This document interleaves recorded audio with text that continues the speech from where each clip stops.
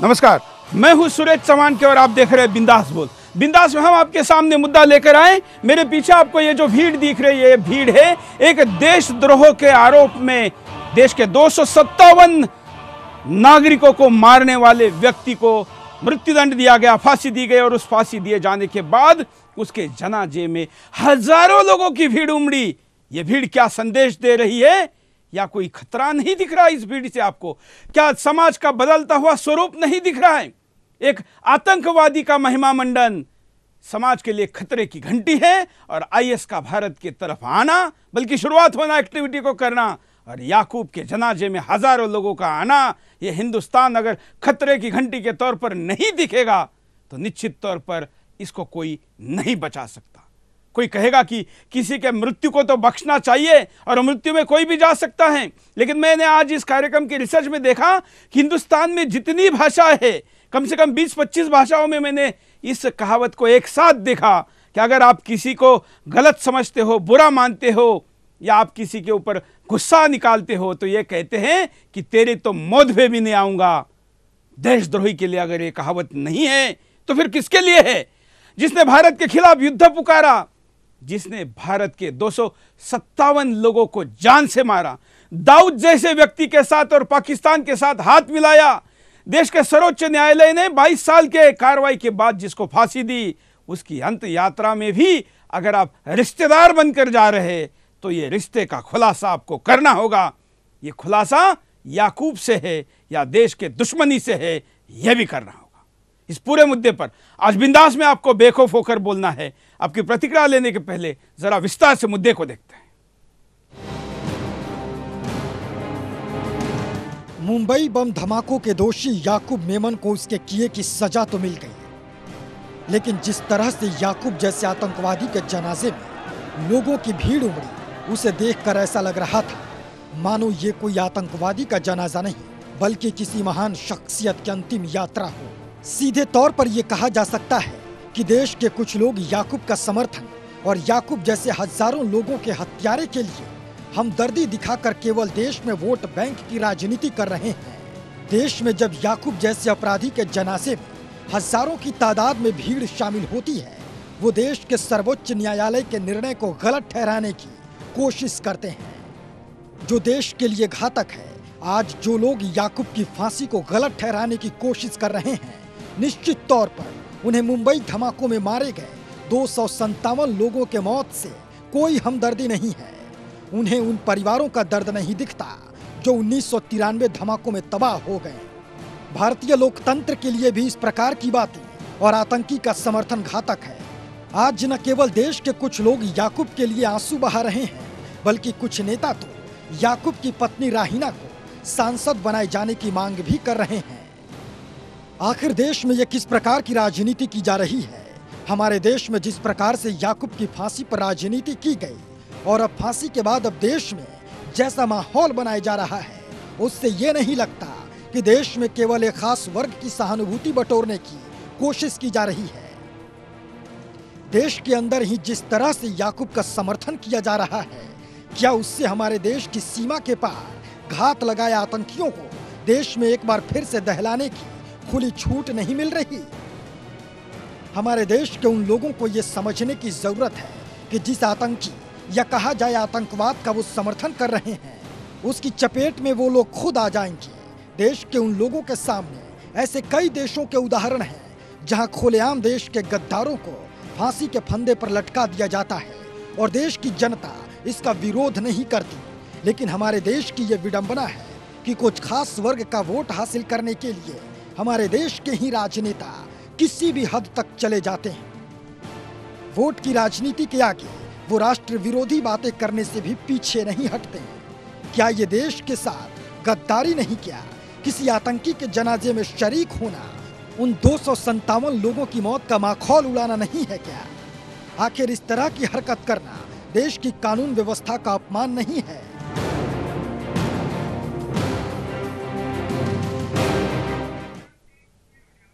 यह मुद्दा है और इस मुद्दे पर आपको हमको खुलकर बात करनी है, क्योंकि बात देश की नहीं है, बात धर्म की बनाने की कोशिश मत करिए।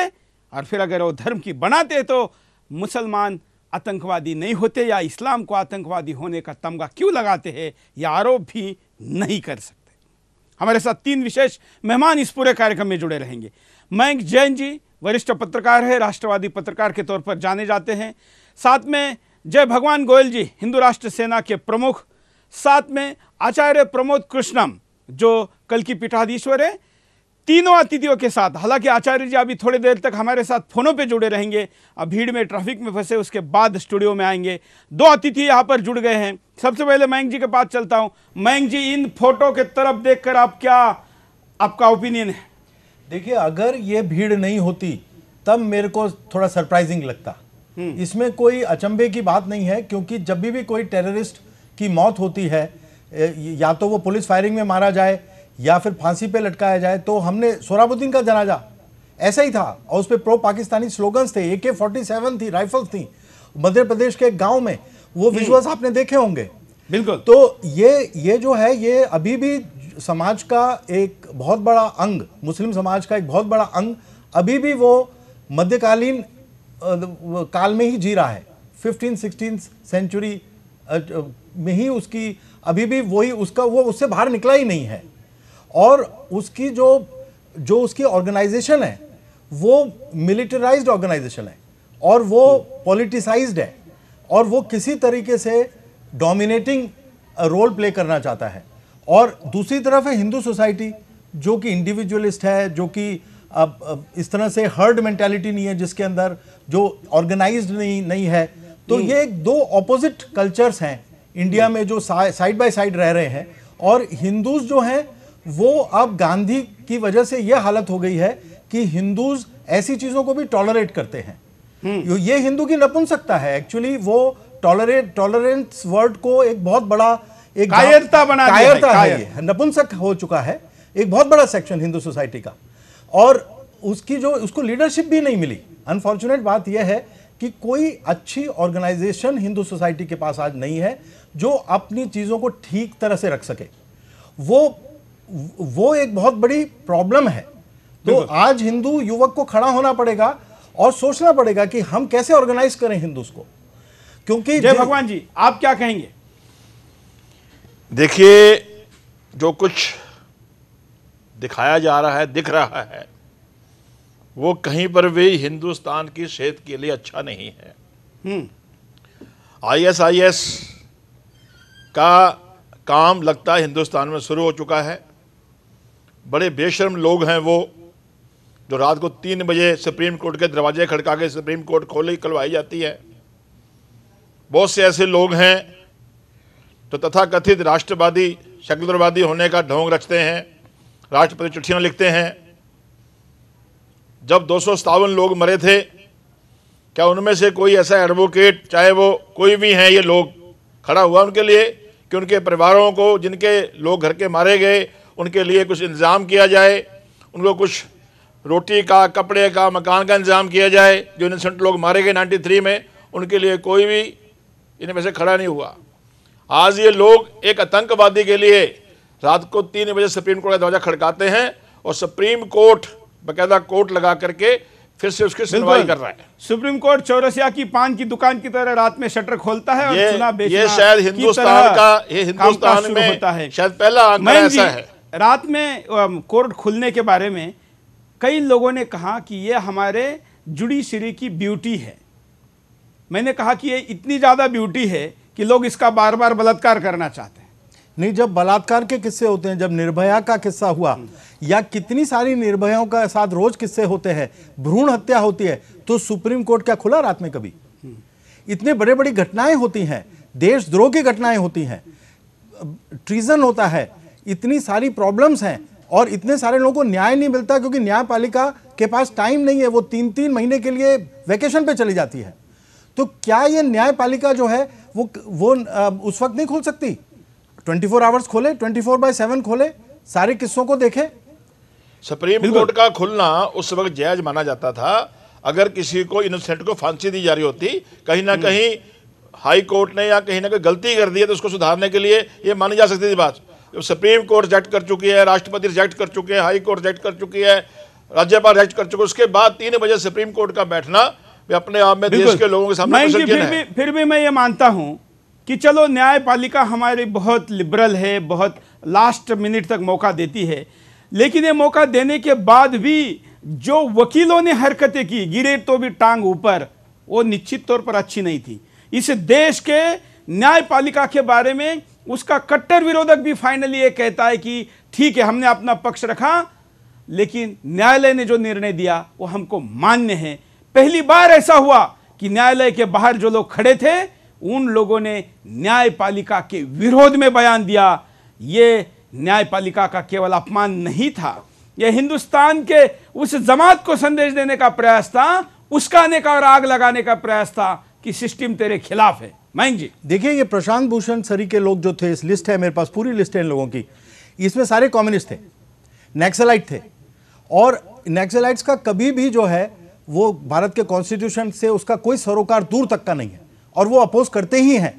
और प्रशांत भूषण ने तो पहले भी, जब गुजरात में 2008 के जब ब्लास्ट के लोगों को गिरफ्तार किया गया था, 62 लोगों को गिरफ्तार किया गया था, और उनको इस फास्ट ट्रैक कोर्ट के द्वारा उन पे स्पीडी जस्टिस करनी थी, तो उस फास्ट ट्रैक कोर्ट के खिलाफ वो स्टे ऑर्डर ले आया था, और 3 साल तक वो लोग बचे रहे थे, फिर वो बड़ी मुश्किल से वैकेट करवा पाए।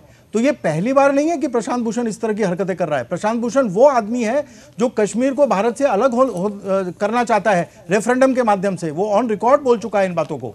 तो इसके अंदर हमें इसके लिए मार भी खा चुका है, बहुत, हाँ, मार खा चुका है, और मुझे लगता है आगे भी और मार खाएंगे। और राष्ट्रवादी अगर हैं इस देश में, तो मुझे पता नहीं कि क्या क्या करेंगे वो उसके साथ, क्योंकि कुछ नहीं करेंगे। मयंक जी, क्या हुआ है आज तक? वो 2-4 लाते मारने से, उसको गोसा मारने से क्या होने वाला है?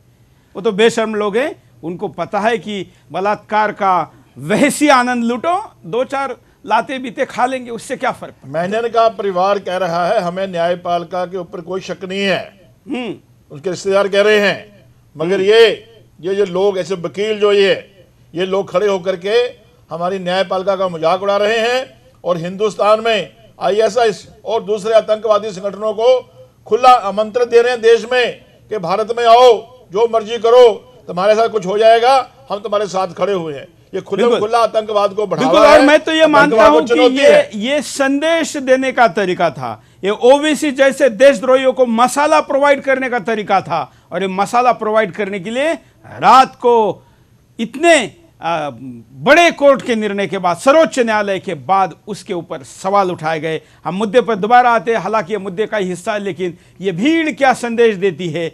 आप क्या कहना चाहते हैं? फोन करके अपनी बात को कह सकते हैं, स्काइप करके अपने वीडियो में अपनी प्रतिक्रिया को दे सकते हैं। हमारे साथ कई कॉलर जुड़े, उनके पास चलते हैं। जय हिंद, बोलिए। सुरेश जी, मैं आपके चैनल के माध्यम से गवर्नमेंट ऑफ इंडिया से अपील करना चाहता हूँ कि ये जो याकूब, अजमल और अफजल गुरु के जो कसाब की फांसी के लिए जिन्होंने विरोध किया था, इनकी कॉमन लिस्ट निकाल के इनकी फाइनेंशियल जांच होनी चाहिए। और दूसरा ये कि ये जो पॉलिटिक्स में टेररिज्म आ गया है, जो हमारे देश के लिए सबसे ज्यादा खतरा है, इसकी भी जांच होनी चाहिए। ये पॉलिटिक्स को साफ सुथरा होना चाहिए, क्योंकि देश की सुरक्षा से बड़ा कुछ नहीं हो सकता है। और तीसरा, मुझे ये समझ में आ गया है याकूब मेमन की फांसी को देख के कि हमारा देश 1000 साल क्यों गुलाम रहा है, क्योंकि हमारे देश में ही ऐसे जयचंद है जो देश को तोड़ रहे हैं। बिल्कुल, अगले कॉलर के पास चलते हैं, आप भी कॉल कर सकते हैं। जय हिंद सर। हाँ, जय हिंद सर। मैं ये कहना चाह रहा हूँ कि सर, भारत जैसे देश में ये बहुत शर्मनाक बात है कि एक महान आदमी डॉक्टर कलाम को जिस दिन श्रद्धांजलि दी जा रही थी, इन हमारे गद्दार लीडरों पे, इस जनता पे, उनके लिए श्रद्धांजलि के लिए समय नहीं था। एक आतंकवादी के मातम मनाने में कितना इनको दिलचस्पी है, ये सारा देश देख रहा है। ये देशद्रोही हैं, देश को ये चाहते नहीं है, ये सिर्फ अपनी पॉलिटिक्स करना चाहते हैं कि किसी भी तरीके से देश का कैसे भी नुकसान हो। बिल्कुल मयंक जी, मैं भीड़ को कंपेयर नहीं कर पाया उस दिन, लेकिन क्या अब्दुल कलाम जी के अंत्येष्टि में जो भीड़ थी उससे ज्यादा भीड़ थी कई गुना याकूब में? हाँ, काफी ज्यादा भीड़ याकूब में थी, और ये दर्शाता है मेंटालिटी क्या है समाज की। ये एक एंटी नेशनल एलिमेंट है, केवल एंटी नेशनल नहीं है, टेररिस्ट है जिसने इनोसेंट लोगों को मारा है, उसके साथ आप ओपनली खुलेआम उसके साथ एसोसिएट होते हो, फिर आप अपेक्षा करते हो कि कोई आपके धर्म पे उंगली ना उठाए, कोई आपको ये नहीं कहे कि आप टेररिज्म के साथ खड़े हो। तो क्यों नहीं कहे? जब टेररिस्ट करता है तब आप बोलते हैं कि साहब इसको मत कहिए कि ये मुसलमान है, लेकिन आप तो खुद मुसलमान होकर एक मुस्लिम टेररिस्ट के फ्यूनरल में जाकर उसको आप समर्थन दे रहे हो। तो जो डॉक्टर तथागत रॉय हैं उन्होंने यही बात तो कही कि भाई मैं तो ये कह रहा हूं कि अगर आपके रिश्तेदार और मित्र हैं तो ठीक है, लेकिन इतने सारे रिश्तेदार थोड़ी हो सकते हैं, हजारों लाखों रिश्तेदार थोड़ी हो सकते हैं। तो ये जो लोग गए हैं ये उनके समाज के बहुत बड़े हिस्से में से निकल के गए हैं और बहुत शिद्दत के साथ गए हैं, बहुत कमिटमेंट के साथ गए हैं। और ये जो है अगर नहीं जाते तो मैंने जैसे शुरू में ही कहा था तो वो सरप्राइजिंग होता, क्योंकि ये इनका पैटर्न रहा है और ये टेररिज्म को सपोर्ट करने का पैटर्न हमने बार बार देखा है। और हम लोग इस पे आंख पे पट्टी बांधकर ये कहें कि नहीं साहब ऐसी बात कहेंगे तो कोई बुरा मान जाएगा, लेकिन जो बात सही है वो किसी को तो कहनी पड़ेगी। बिल्कुल कहनी पड़ेगी और आखिर जो राष्ट्रवादी है वो इस बात को मानेगा। धर्म उसका क्या है वो मुद्दा नहीं है। कॉलर के पास चलते हैं। जय हिंद। जय हिंद सर। बोलिए सर। मैं ये कह रहा हूँ कि इतनी शर्मनाक बात ये लीडर पचा कैसे लेते हैं कि ये देश का नहीं सोच रहे हैं, सिर्फ अपनी कुर्सी का सोच रहे हैं। क्या इनको देश की थोड़ी भी चिंता नहीं है कि ये जो टोपियां पहन के आप जुलूस दिखा रहे हैं, ये इसका क्या स्लोगन है कि आप ये चाहते हैं कि भारत को बिल्कुल मिटाना चाहिए? चलिए धन्यवाद। अगले कॉलर के पास चलते हैं, आप अपनी प्रतिक्रिया दे सकते हैं। जय हिंद। बोलिए। जय Hind. I am Mahavir Singh from greater Noida. हाँ, मैं ये कहना चाहूंगा सर कि जो लोग आज की डेट में याकूब मेनन की फांसी को बार बार कंट्रोवर्सी में बदल रहे हैं और बार बार ये कह रहे हैं कि ये गलत है वो गलत है, क्या वो लोग अपने अपने फैमिली मेंबर्स को मरवाना चाहेंगे इस तरीके से जिस तरीके से लोगों का सेक्रीफाइस हुआ है? हाँ। और अगर वो ऐसा एक्सेप्ट कर सकते हैं तो फिर वो याकूब मेनन को सपोर्ट करें। अदरवाइज मैं तो यही कहूंगा कि अगर वो याकूब मेनन को सपोर्ट कर रहे हैं या पाकिस्तान को सपोर्ट कर रहे हैं देन वो पाकिस्तान जाए। बिल्कुल। अब तो पाकिस्तान ही इधर आ रहा है। पाकिस्तान जाने की बात कहा कर रहे हैं, किस ख्वाब में जी रहे हैं हम लोग। पाकिस्तान तो आ चुका है। देश के कितने बड़े हिस्से में पाकिस्तान का कब्जा है। अब भूमि पर वहां कलेक्टर कौन है, पुलिस वाला कौन है, कानून किसका चलता है, अगर आप कहेंगे तो अब हिंदुस्तान का कानून वहां नहीं चलता है। कम से कम भावनात्मक लगाव तो खत्म हो चुका है और भारत के कई हिस्सों में मिनी पाकिस्तान पहले से बन चुके हैं, जो आईएस के लिए पहले से रेडीमेड जमीन तैयार कर रहे हैं। मयंक जी, जब मैं ये कह रहा हूं तो इससे आप कितना सहमत है? भारत के अंदर जिसको टेक्निकल पुलिस जार्गन में कहा जाता है नो गो एरियाज, जहां पर पुलिस जा नहीं सकती, जहां पर उनका खुद खुलेआम राज चलता है। मुझे कुछ दिल्ली के इंजीनियर्स ने बताया था कि अगर कोई स्लॉटर हो रहा है, कुछ ऐसे एरियाज हैं दिल्ली के अंदर, है ना, जहां पर सेंसिटिव एरिया जिनको कहा जाता है, वहां पर अगर स्लॉटर हो रहा है और स्लॉटर होने के बाद वो जो उसका वेस्ट है स्लॉटर का वो सीवर में डाल देते हैं तो उससे चोक हो जाता है। तो अगर मान लो इंजीनियर्स जाकर चालान काटते हैं तो उनको कहा गया कि अगर आप दोबारा यहां आए तो इस जानवर की जगह आपकी गर्दन होगी। तो वो वहां जा नहीं सकते और कोई पुलिस उनको प्रोटेक्ट नहीं करती। पुलिस वालों से आप बात कर लीजिए उन इलाकों में जाकर, वो आपको कहेंगे कि क्राइम हो रहा है तो हम दूसरी तरफ देखते हैं, नहीं तो कोई बात हम पे ना आ जाए, क्योंकि हम एक्शन लेंगे। बिल्कुल, तो हल्ला मच जाएगा। ऐसा बड़ा हिस्सा है जहां पर भारत की पुलिस नहीं पहुंच सकती, भारत की लॉ एंड ऑर्डर वहां पर नहीं चलती। वहां पर एक तरीके से मिनी पाकिस्तान बना हुआ है और ये बनने देना, इसके तरफ नजरअंदाज करना, इसके ऊपर बात न करना, ये हिंदुस्तान की कायरता है। अगले कॉलर। जय हिंद। बोलिए। हाँ सर, मैं अब कैसे जो लोग याकूब को सपोर्ट कर रहे हैं इनको भी साथ साथ पाकिस्तान भेजना चाहिए सर। ये हरामजादों का तन भारत में, पर इनका मन पाकिस्तान में है। धन्यवाद। कारणों पर नजर डालते हैं कि क्या कारण हो सकते हैं। देखिए, आतंकी के जनाजे पर मातम, कई सौ निर्दोष लोगों का हत्यारा, आतंकी और देश के खिलाफ साजिश रचने वाला, जिसे कानून फांसी की सजा देता है, लेकिन उस आतंकी के जनाजे में लाखों लोग शामिल होते हैं क्यों? क्या ये आतंकी के आतंक को सही ठहरा रहे हैं? क्या ये लोग खुद आतंकी हैं? ऐसे कई सवाल खड़े हो रहे हैं। आतंकी की फांसी को शहादत बताया जाता, ये वो भारत देश है जहां सभी को अभिव्यक्ति की आजादी है, मगर अभिव्यक्ति की आजादी के नाम पर आतंकी का महिमा मंडन हो रहा है। कई लोग कह रहे हैं आप एक मेमन को मारोगे, हम लाख मेमन पैदा करेंगे। कैसा देश है ये जहां खुलेआम आतंकी बनाए जा रहे हैं, जहां लोग खुलेआम आतंकी बनने की बात कह रहे हैं। देश की कानून व्यवस्था पर ही सवाल उठाए जाते हैं। कई आतंकी समर्थक कह रहे हैं देश के सुप्रीम कोर्ट ने गलत निर्णय दिया है, याकूब मेमन निर्दोष है। जो लोग भारत की कानून व्यवस्था पर सवाल उठाते हैं, क्या ऐसे लोग देश के प्रति कभी ईमानदार हो सकते हैं? क्या ऐसे लोगों के बीच में आप सुरक्षित महसूस कर सकते हैं? भारत में आतंक की फौज पनपती, जिस तरह से एक आतंकी के जनाजे में हजारों लोग शामिल होते हैं जबकि गुनहगार के जनाजे को कोई देखना नहीं चाहता, ऐसे में क्या संदेश जा रहा है? क्या ये देश में आतंक की पौध तैयार नहीं हो रही? क्या लोग आतंकी का समर्थन करके आतंकवाद को बढ़ावा नहीं दे रहे? आतंकवाद पर सियासत ऐसे नहीं है आम मुसलमान आतंकी के जनाजे में शामिल हुआ हो। कई देशद्रोही हस्तियां भी आतंकी का समर्थन कर रहे हैं। क्या ऐसे लोग आतंकवाद को बढ़ावा नहीं दे रहे? क्या ये लोग कहीं आतंकी को पोषित तो नहीं कर रहे? क्या ऐसे लोगों पर नजर रखने की जरूरत नहीं है? क्या ऐसे लोगों को सजा नहीं मिलनी चाहिए? कुछ राजनीतिक पार्टियां भी आतंकियों का समर्थन करती दिख रही हैं। कॉलर के पास चलते हैं। जय हिंद। हेलो, बोलिए। आतंकी को जो नेता लोग ये करता है तो उन लोगों को जेल में डालना चाहिए। हेलो, नेता लोग वैसे बोल रहा है, कौन कौन कहाँ बोल रहा है, तो उन लोगों को पहले जेल में डालना, तो सरकार को कानून निर्देश करना चाहिए। काश इस देश की सरकार इतने मजबूत होती। मयंक जी, इस कॉलर की अपेक्षा कब पूरी होगी?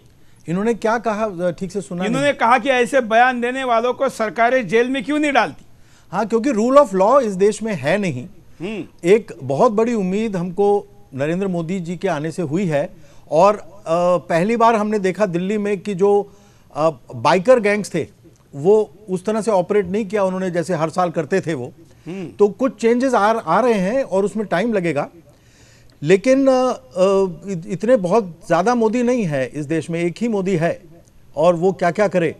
तो बाकी लोगों को भी स्ट्रांग लीडरशिप प्रोवाइड करनी पड़ेगी, रूल ऑफ लॉ को एस्टेब्लिश करना पड़ेगा, ये बंद कर देना पड़ेगा जो कानून के साथ गलत करता है उसके ऊपर सख्त कार्रवाई करनी पड़ेगी, और तभी लॉ को एनफोर्स किया जा सकता है। तो ये नेहरूवियन भगवान जी अभी भाजपा के भी नेता है। जय भगवान जी, क्या प्लान है आपके पार्टी के पास? देखिए, मैं यहाँ पर अपना एक हिंदूवादी राष्ट्रवादी नेता होने के रूप में बैठा हूँ।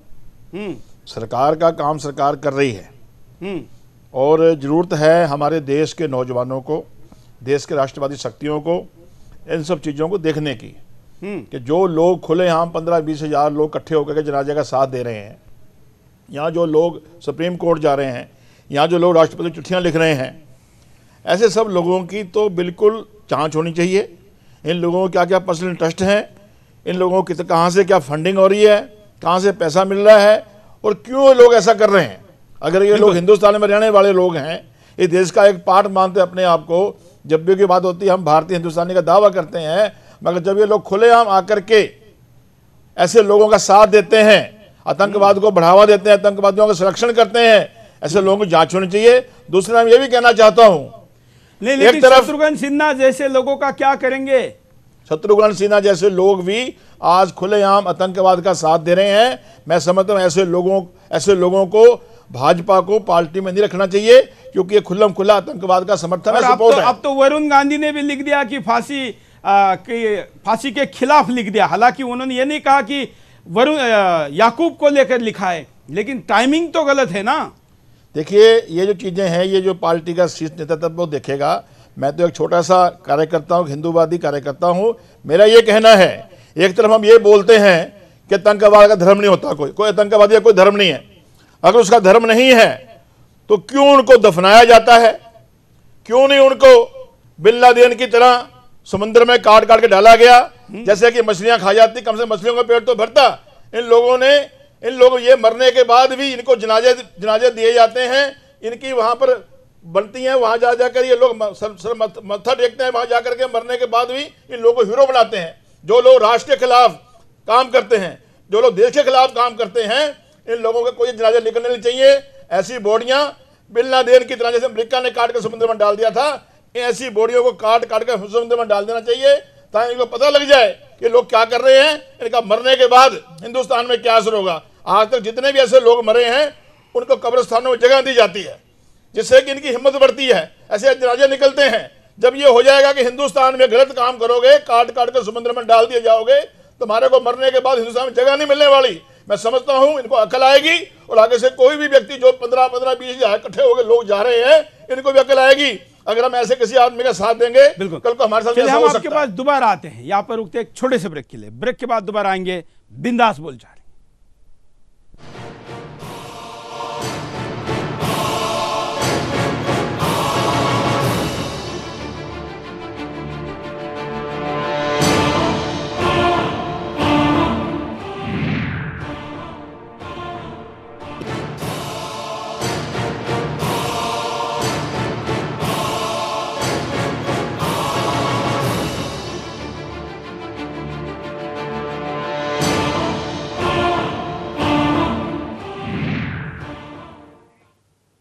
ब्रेक के बाद आपका एक बार फिर से स्वागत है। आप देख रहे हैं बिंदास बोल, और बिंदास में हम आपके सामने मुद्दा लेकर आए हैं, याकूब जैसे आतंकवादी का महिमा मंडन कितना सही है, और क्या यह महिमा मंडन और याकूब को, आतंकवादियों को, आईएसआईएस के फौज को सिपाहियां मुहैया कराने का और जमीन तैयार करने का काम तो नहीं करा है।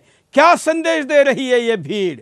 हालांकि मैं उस छत्रपति शिवाजी महाराज का वंशज हूं, उस परंपरा से हम हिंदुस्तानी आते हैं जो ये कहते हैं कि दुश्मन के शरीर को भी उसको सुपुर्द खाक सही तरीके से उसके धर्म के आधार पर करना चाहिए। और वही उदारता दिखाते हुए महाराष्ट्र सरकार ने बॉडी को उस परिवार के हवाले किया, लेकिन हुआ वही जो अफजल खान के साथ हुआ। जो कब्र बनाई गई वहां प्रतापगढ़ पे, आज वहां पर उसको संत बनाकर पूजा जाता है, और छत्रपति शिवाजी महाराज के त्योहारों को भी विरोध किया जाता है। ये महाराष्ट्र की दूसरी गलती रही, जो अपनी परंपरा को, सही परंपरा को और सही धार्मिक परंपरा को, संस्कारों को निभाते हुए ऐसी गलती कर बैठे कि दूसरा शाइस्ते खान तैयार कर बैठे। कॉलर के पास चलते हैं, कॉलर क्या कहना चाहता है? जय हिंद। महाराष्ट्र से बोल रहा हूँ। हाँ। सबसे पहले चौहान के साहब मैं ये पूछना चाहूंगा, जो ओवैसी को फांसी दिए हुए 2 दिन हो गए हैं और आप पिछले 10 दिन से यही चीज चलाई जा रहे हो, बार बार रिपीट किए जा रहे हो। एक आदमी जो मर गया, अल्लाह को प्यारा हो गया, उसके जनाजे में कोई अगर जा रहा है तो उसमें आपको क्या दिक्कत आ रही है? आपको लगता है कि उसके कर्म अल्लाह को प्यारा होने लायक है? जब कोई इंसान मर जाता है, उसको उसके कर्म की सजा मिल गई, उसके बाद आप इस तरह से अगर आप करेंगे, और तो आपको कहना क्या है? इस देश में सिर्फ मुसलमानों को ही फांसी क्यों मिलती है? ये अजीबोगरीब कुतर्क दे रहे हैं आप। इस देश में आजादी के बाद तो छोड़िए, पिछले 20 साल में केवल 4 फांसियां हुई है, और अगर हम पूरे आजादी के बाद के पूरे आंकड़े को निकालेंगे तो 3% मुसलमानों को फांसी हुई है। मैं फांसी जिसको मिलती है, आरोपी जो होता है, उसका धर्म के आधार पर उसकी विभागनी नहीं करना चाहता, लेकिन आप जो कुतर्कों का सवाल पूछ रहे हैं उसके लिए जवाब दे रहा हूं। मयंक जी क्या कहेंगे ऐसे कॉलर को? है कि ये खुद समझते हैं इस बात को कि जिस शहर में इतने सारे लोग मरे उस आदमी के वजह से, और उस आदमी को दोषी ठहराया, उस आदमी को कोई कुछ नहीं कह रहा है जिसको सजा मिल गई। जो लोग अब उसके समर्थन में आगे आ रहे हैं उनको कहा जा रहा है, उसको कौन कह रहा है? उसको तो सजा मिल गई, ये बात ठीक कह रहे हैं, लेकिन उसको, जिसको सजा मिल गई, उसको समर्थन जो लोग दे रहे हैं उनको क्या सजा दी जाए, ये बात हो रही है। बिल्कुल हिंदुस्तान के अंदर ऐसा मैसेज जाना चाहिए, जो भी कोई व्यक्ति हिंदुस्तान में गलत काम करे किसी के साथ, उसकी डेड बॉडी उठाने वाला कोई ना हो, ऐसा मैसेज जाना चाहिए। अगर उनके जनाजे में हजारों लोग जाएंगे, इसका मतलब यह है कि हम उसके जो काम किए उसने, उसके हम साथ हैं, उसके प्रति हमारी सहानुभूति है, उसको बढ़ावा देते हैं गलत काम को। बिल्कुल, और यही बात हम बार बार आपके सामने लेकर आए हैं कि आखिर ये संदेश क्या है? क्या है आपका कहना, आपकी सोच क्या है? आप कॉल करके बता सकते हैं। कॉलर के पास चलते हैं। जय हिंद, बोलिए। मेरा सवाल है जय भगवान जी से। जी हाँ, मैं जय भगवान जी ये कहना चाहता हूँ, ओवैसी बंधु जो है कई सालों से जो है हमारे हिंदुओं का जो अपमान कर रहे हैं। आपकी तो सेना है, उसका नाम भी कुछ इसी तरह लिखा गया है। तो कभी आपने जो है इनका घेराव किया है, कभी आपने जो है इनको कुछ चेतावनी दी है कि ये इस तरह से कैसे बकवास करते हैं? ऐसे लोगों के खिलाफ आए दिन हम लोग अपना धरना प्रदर्शन प्रोटेस्ट करते हैं और बार बार इसको लेकर के होम मिनिस्टर धरने से कुछ नहीं होने वाला। अन्ना के रास्ते पे कब से चलने लगे आप? बाला साहब ठाकरे का रास्ता छोड़ लोकतंत्र के तरीके से अपनी यह बात हम लोग कह रहे हैं और धीरे धीरे जैसे उसका असली चेहरा सामने आता जा रहा है कि हिंदुस्तान धरती माता ने, भारत माता ने कोई भगत सिंह राजगुरु सुखदेव पैदा करना बंद नहीं कर दिए। जब ये लोग हदें पार कर रहे हैं तो कोई ना कोई भगत सिंह राजगुरु पैदा होगा, ऐसे लोगों को मुंह तोड़ जवाब देगा। और ये सब देखा जा रहा है, सब लोग कोड कर रहे हैं इसको। कोई लोग हिंदू अपने घर में चूड़ियां पहन के नहीं बैठे हुए कि जो मर्जी करते रहे, सब देख रहे हैं आज टीवी में, अखबारों में क्या आ रहा है, ये क्या लोग कर रहे हैं। लोगों का जो गुस्सा है वो बिल्कुल, लोगों का गुस्सा भर चुका है। लोग किसी ना किसी मौके का देख रहे हैं काम, कब मौका लगेगा, मगर ऐसे लोगों को हिंदुस्तान में कोई लोग बख्शने वाले नहीं है। ये मैं टीवी चैनल के माध्यम से खुलेआम कहता हूं। चलिए ये दिन कब आते हैं देखते हैं, कॉलर के पास चलते हैं। जय हिंद। हाँ सर, बोलिए। हाँ जी, जय हिंद सर। हाँ, मैं बोलना चाहता हूँ कि ये जो आतंकी याकूब के जनाजे में इतने लोग जुटे हैं, माफ कीजिएगा, ऐसे लोगों की देशभक्ति पे मैं सवाल उठाना चाहता हूँ। एक आतंकवादी के जनाजे में इतने लोग जुटते हैं और साध्वी प्रज्ञा जो इतने दिनों से जेल में बैठी हुई है, उनका क्या? माफ कीजिएगा, मैं अल्पसंख्यक भाइयों से उनके देशभक्ति पे मैं सवाल उठाता हूँ, मुझे शंका होती है। ओवैसी साहब आके बोलते हैं, अरे हमारे चैनल पे ओवैसी को साफ बोलना मना है। धन्यवाद। ऐसे लोगों को प्रतिष्ठा नहीं देनी, यही तो बात है। याकूब ने तो 257 लोग मारे हैं, लेकिन ओवैसी तो इस देश में हजारों लोगों को मारने की ताकत पैदा कर रहा है। इसलिए ओवैसी बहुत बड़ा गुनहगार है, उसको हम प्रतिष्ठा नहीं देते। हमारे चैनल पर हम उसको साहब या जी नहीं लगाते, हम साहब को साहब कहते हैं, साहब को साहब नहीं कहते। अगले कॉलर। जय हिंद। हेलो, बोलिए, क्या कहना है आपका? हाँ जी, हेलो। चलिए अगले कॉलर के पास चलते हैं। जय हिंद। जय हिंद। हाँ, मैं ये कहना चाहता था कि शास्त्रों में मैंने पढ़ा है, शास्त्रों में बात आती है कि जो व्यक्ति आत्महत्या करता है उसको कंधा नहीं देना चाहिए, उसको घसीट के ले जाना चाहिए और गीत को खिलाने को दे देना चाहिए। और जिस आदमी ने इतना बड़ा षड्यंत्र रच के देशद्रोह का काम किया है, सैकड़ों लोगों को मौत के घाट उतार दिया है, निर्दोष लोगों को, ऐसे आदमी के लिए क्या सजा होनी चाहिए, इसकी मैं कल्पना भी नहीं कर सकता।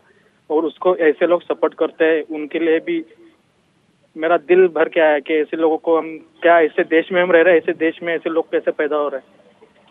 बिल्कुल, धन्यवाद। हम परिणाम दिखाते हैं आपको कि क्या परिणाम होंगे। देखिए, आतंकियों का महिमा मंडन शुरू हो जाएगा। वैसे तो पहले भी देश में दिग्विजय सिंह जैसे नेता आतंकियों का समर्थन करते देखे गए हैं। मुंबई आतंकी हमले को हिंदू आतंक बताने वाले दिग्विजय फांसी के बाद भी याकूब जैसे आतंकी का बचाव कर रहे हैं। ऐसे में क्या आतंकियों को शह नहीं मिलेगी? क्या आतंकियों के हौसले बुलंद नहीं होंगे? देश की कानून व्यवस्था पर सवाल उठाए जाते रहेंगे। भारत के सुप्रीम कोर्ट ने रात में भी कार्रवाई करके दुनिया को अपना लोहा मनवाया है। आज भारत के न्यायालय की दुनिया में प्रतिष्ठा बढ़ी है। एक आतंकी को बचने का हर वो रास्ता दिया जो हो सकता था, लेकिन आतंकी का गुनाह इतना संगीन था कि वो किसी भी हाल में नहीं बच सकता था। कोई भी कोर्ट के फैसले पर अब कुछ नहीं बोल सकता। भारत में आईएस के आतंक का खौफ बढ़ता। भारत में कई लोग खुलेआम आईएस का समर्थन करते देखे गए हैं। कई तो खुलेआम बोल रहे हैं, मैं आईएस के साथ जुड़ना चाहता हूं। ऐसे में देश पर आतंकी हमले का साया हमेशा मंडराता रहता है। देश के ऐसे लोग जो आतंकी का समर्थन करते हैं, वो कैसे आतंकवाद में शामिल नहीं हो सकते? भारत का मुस्लिम समुदाय सवालों के घेरे में खड़ा हो जाएगा।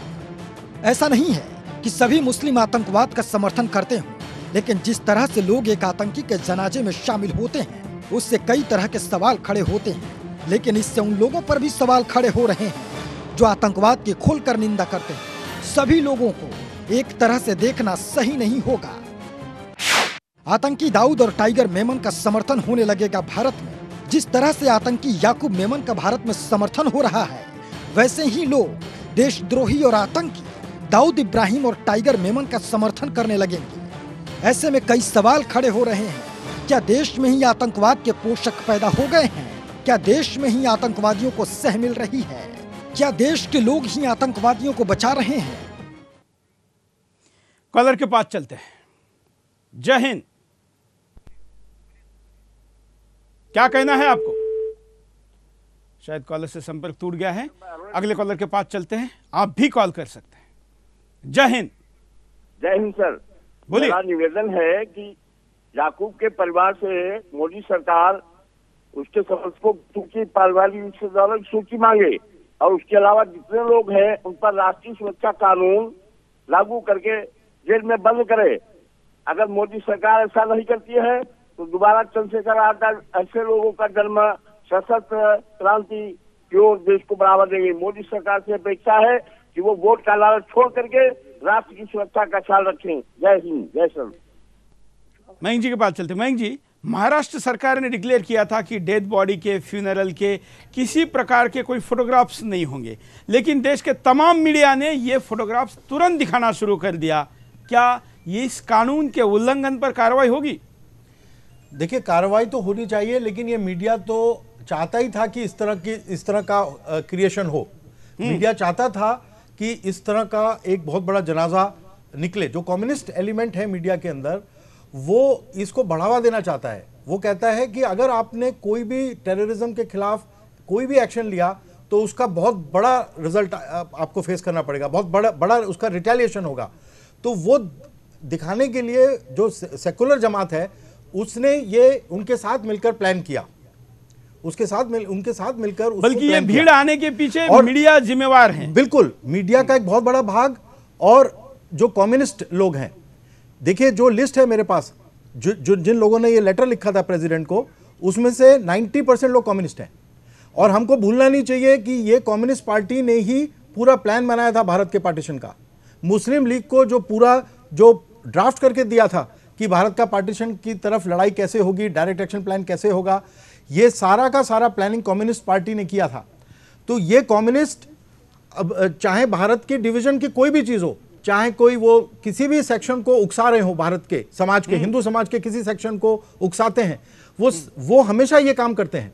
तो इस वक्त उन्होंने मुस्लिम्स को भी उकसाया है बॉम्बे में, और इस तरह से जो उन्होंने ये पूरा जो प्रदर्शन किया है, तो वो तो दिखाना चाहेंगे इस रिएक्शन को। और ये वही मीडिया है जिसने लाइव दिखाया 26/11 को, और जिससे पाकिस्तानी पोजीशंस देख रहे थे सिक्योरिटी फोर्सेस की, और आतंकवादियों को बता सकते थे कि यहाँ पे गोली मारो और यहाँ पे उनको खत्म करो। तो ये एक बहुत बड़ा सेक्शन, नेहरूवादी सेक्शन जो है, नेहरूवियन सोशलिज्म, नेहरूवियन सेक्युलरिज्म, ये सेक्शन जो है ये एंटी नेशनल है। ये हमको बच्चों को बताना पड़ेगा। बच्चों को पता ही नहीं है, क्योंकि नेहरू जी सीखा उन्होंने बचपन से। तो अभी ये और फिर जैसे जैसे वो बड़े होते। एक किस्सा बताता हूँ मयंक जी, ये बताना चाहिए कि नहीं मुझे पता नहीं, लेकिन मैं तो दिल की बात हमेशा करता हूँ। स्कूल में मेरे बच्चे को अलग अलग जो ग्रुप होते क्लास में, उसमें नेहरू ग्रुप में डाला गया और उसको नेहरू टी शर्ट पहनने के लिए दिया गया। तो उसने कहा कि मैं ये टी शर्ट नहीं पहनूंगा, इसमें नेहरू लिखा है। उन्होंने कहा क्यों ऐसा कह रहे हो? बोले मैंने जो नेहरू पढ़ा है और समझा है, अगर वो नेहरू है तो उसके नाम का टी शर्ट मैं नहीं पहनूंगा। तो ये मामला प्रिंसिपल तक गया, मेरे तक गया। हमने कहा कि नहीं पहनेंगे, नहीं पहना। बिल्कुल। तो ये जब तक, क्योंकि आपने एजुकेट किया नेहरूइज्म के बारे में। अब जैसे सीताराम जी गोयल की किताब है ग्रोथ एंड जेनेसिस ऑफ नेहरूइज्म, उसमें शुरू से लेकर आखिर तक नेहरू का जो कमिटमेंट टू कम्युनिज्म था उसका जिक्र है, और उनका जो रवैया था सोवियत यूनियन के साथ मिलकर उन्होंने कैसे हिंदू सोसाइटी को डिस्ट्रॉय किया, उसका पूरा विवरण सीताराम गोयल ने किया है। वॉइस ऑफ इंडिया की वो किताब है। तो जब तक हम वो चीजें नहीं पढ़ेंगे, हमको ये बिहेवियर पैटर्न समझ नहीं आएगा। ये लोग का बिहेवियर पैटर्न ऐसा क्यों है, उसके लिए वॉइस ऑफ इंडिया की किताबें पढ़नी पड़ेंगी, सीताराम गोयल को पढ़ना पड़ेगा, राम स्वरूप जी को पढ़ना पड़ेगा, तब समझ में आएगा कि ये कैसे महिमा मंडित करते हैं, कौन शहीद हो जाता है, शहीद का को क्या दर्जा है। कोई काफिरों से लड़ता है और लड़ाई में मारा जाता है, उसको शहीद कहते हैं, और वो सीधा अगर मारा जाता है और वो सीधा जन्नत नसीब होती है उसको, और जन्नत में उसको क्या क्या इंसेंटिव्स दिए गए हैं। तो ये सारी जो आइडियोलॉजिकल बातें हैं, जब तक हिंदू सोसाइटी को पता नहीं होगा तब तक वो रिएक्ट ही नहीं कर पाएगी। और इग्नोरेंस में हमारा जो लीडरशिप है वो भी बकवास करती रहती है। क्योंकि वो भी गुमराह करते रहते हैं हिंदुओं को, और जो राष्ट्रवादी समाज है वो गुमराह ही रहता है। तो ये, और बाकी जो जिसमें थोड़ी सी पढ़ने लिखने की ताकत है वो एंग्लिसाइज हो चुका है, वो सारी जो इंग्लिश पद्धति है उस हिसाब से चल रहा है, तो उसमें जो देश की लड़ाई लड़ने का जो मादा है, ताकत है, वो है नहीं। तो ये जो बौद्धिक बल, जब तक जिन लोगों में बौद्धिक बल होने की क्षमता है वो इंग्लिश एजुकेशन से प्रभावित हो चुके हैं, तो हमको पता ही नहीं कि हमारे यहाँ पर महापुरुष कौन थे। हाँ।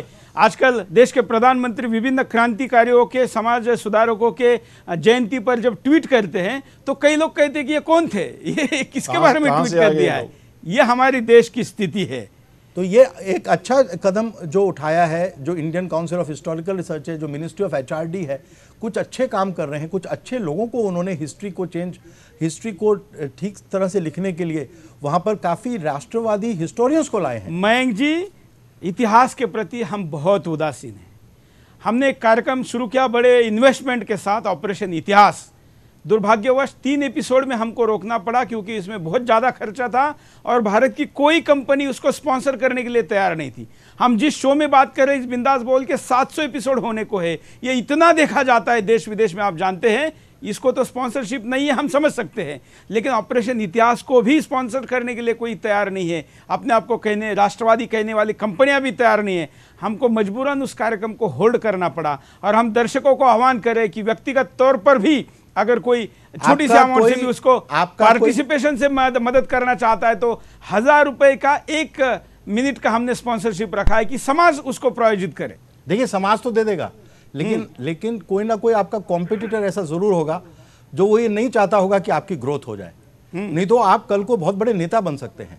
तो नेता बनना होता तो राजनीति में उनको ये डर रहता है। आप नहीं बनना चाहते, उनको ये डर रहता है। तो वही मेरी फंडिंग जो है, ये हिंदू सोसाइटी के, हिंदू मूवमेंट के शीर्षस्थ नेताओं ने उसको रुकवाई है।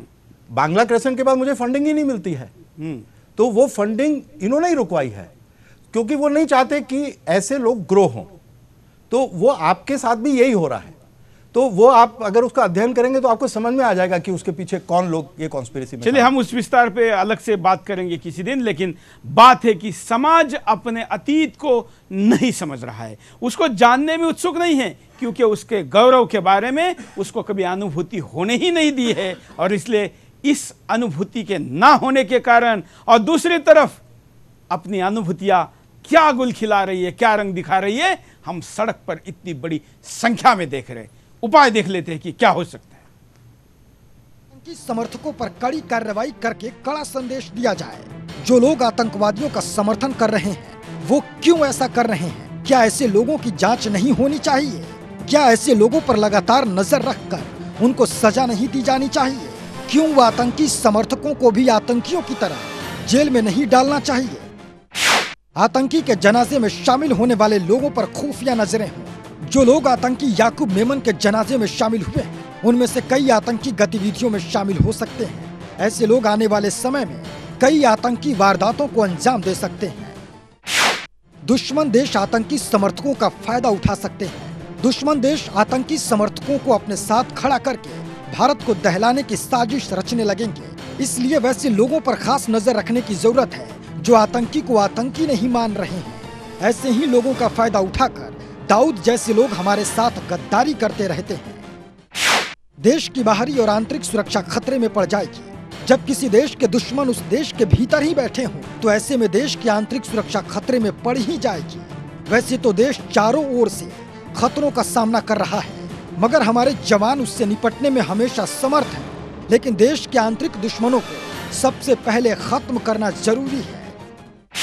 आतंकवाद पर सियासत बंद हो। सियासतदानों को ऐसी सियासत से दूर रहना चाहिए जो देश की सुरक्षा को खतरे में डालने वाली हो।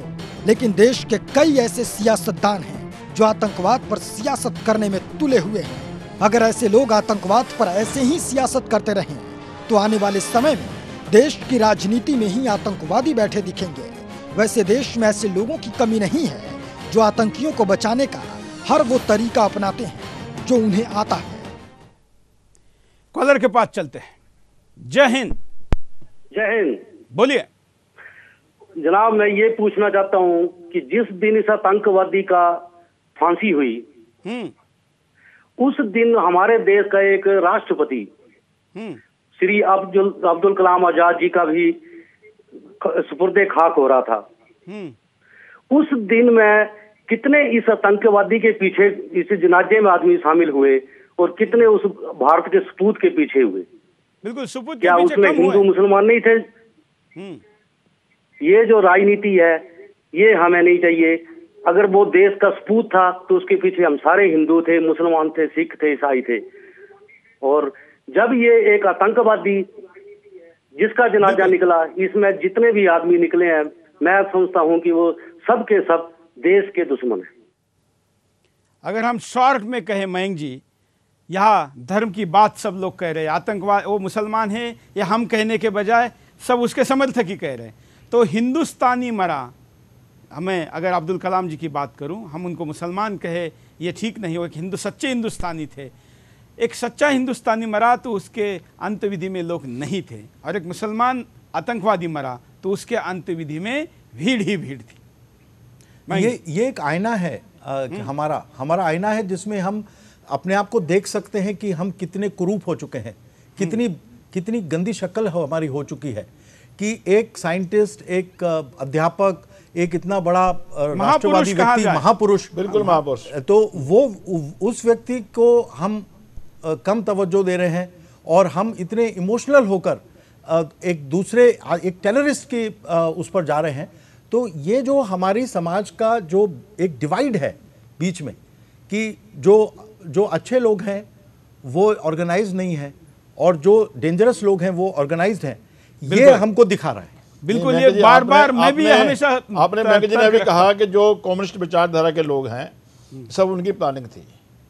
ये लोग देश के लोगों को डराना चाहते हैं, ये देश के लोगों को डराना चाहते हैं, राष्ट्रवादी को डराना चाहते हैं कि आतंकवादियों के साथ ऐसी वारदातें नहीं करो। देखो, आतंकवादी अकेला नहीं है, हजारों लोग इनके साथ हैं, हम सब इनके साथ हैं। अगर फिर किसी आतंकवादी के साथ किया गया, हम और बड़ी संख्या में इकट्ठे होकर के इनके साथ आएंगे। ये खुल्लम खुल्ला राष्ट्र को, देश को, इस देश की सुरक्षा को चुनौती है। और इस एपिसोड के माध्यम से हमारे देश के जो लोग हैं, जो राष्ट्रवादी लोग हैं, जो देश को आगे लेके जाना चाहते हैं, उनको समझना चाहिए कि देश में कौन सी एक पौध खड़ी हो रही है जो हमारे देश को कहाँ ले जा रही है। एक तरफ मोदी जाकर के पूरे दुनिया को हिंदुस्तान की तरफ आकर्षित कर रहे हैं, वहीं दूसरी ओर ये लोग आतंकवादियों को, ISI को इधर आकर्षित कर रहे हैं कि आओ भी आओ, हमने आपके लिए पूरी सेना इकट्ठी कर दी है, जब मर्जी आओ हिंदुस्तान में आके आतंकवाद को बढ़ाओ। तो बहुत बड़ा एक साजिश के तहत सारा काम हो रहा है, और देश को ये लोग कहाँ ले जाना चाह रहे हैं, ये बड़ी सोचने और समझने की बात है। बिल्कुल, हम ऐसे में कार्यक्रम के आखिर में एक और कॉल को लेते हैं। जय हिंद, बोलिए क्या कहना है आपको? जय हिंद सर। हाँ, 257 लोगों को का हत्यारा याकूब मेमन को फांसी मिलने पर कई लोग आज गम में क्यों है? बिल्कुल, धन्यवाद। हमने आज इस कार्यक्रम में, मैं फिर दोबारा कहता हूं कि हम तो ऐसे संस्कारों से हैं जहां पर दुश्मन के शरीर को भी पूरे आध्यात्मिक प्रक्रिया के साथ, उसकी मान्यताओं के साथ दफनाया जाना चाहिए, ऐसा हम मानते हैं। क्योंकि छत्रपति शिवाजी महाराज ने उनके ऊपर हमला करने वालों को भी, जिन्होंने जान से मारने का प्रयास किया, जो 10,000 की सेना लेकर आए थे, उसको भी माफ किया, या उसको सजा देने के बाद उसके बॉडी को माफ किया और उसके परिवार को दिया।